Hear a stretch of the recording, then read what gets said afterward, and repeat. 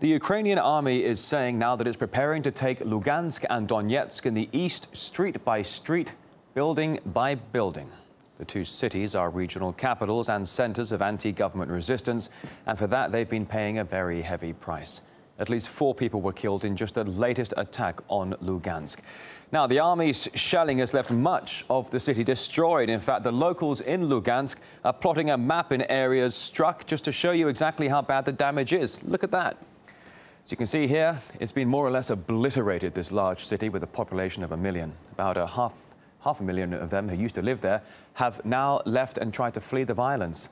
RT's Maria Finoshna reports from the Russia-Ukraine border, where thousands are attempting to escape. It's the final countdown for Lugansk and Donetsk, Kiev warns.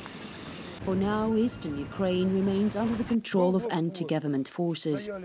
But shelling in the region is intensifying. We tried to cross the border to cover wherever is to come. Donetsk checkpoint at the Russian-Ukrainian border. The line of cars and people stretches for kilometers, and almost nobody is willing to cross into Ukraine. Once you are through, you are in the anti-terror operation zone, where no one can guarantee your safety. For hours, we searched for a driver to take us towards Lugansk with little success. Then we met Anatoly. He's 63 years old and is from Lugansk. Almost every day he travels to Russia and then back to Ukraine with a mission. When people escaped from the attacks, they took very little with them. That's why many of the refugees don't even have documents when they arrive in a new place. So I bring them what they need. Recently, people have started to ask him to bring their winter clothes. They've lost hope of a quick end to the crisis. Anatoly says sometimes he arrives too late, and the house he has been sent to has either been looted or lies in ruins.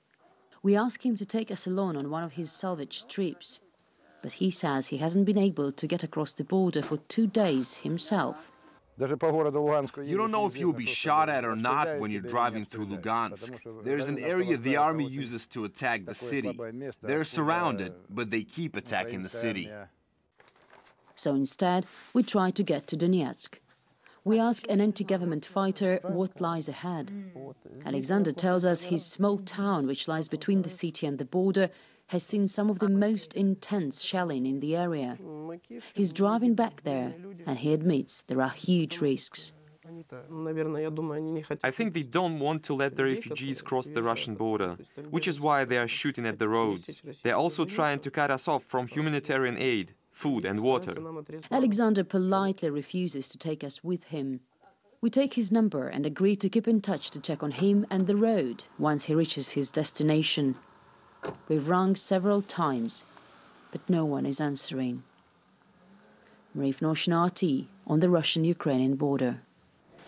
And playing an active role in Kiev's crackdown on the east is the National Guard, a privately funded special group that largely consists of ultra-nationalists. This video here shows one of the units going on a witch hunt for what they call as separatists.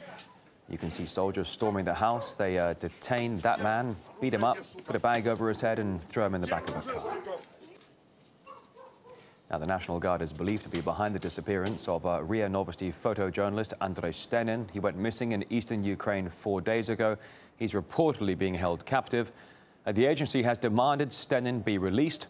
A hashtag #FreeAndrew has been set up on Twitter to help his plight.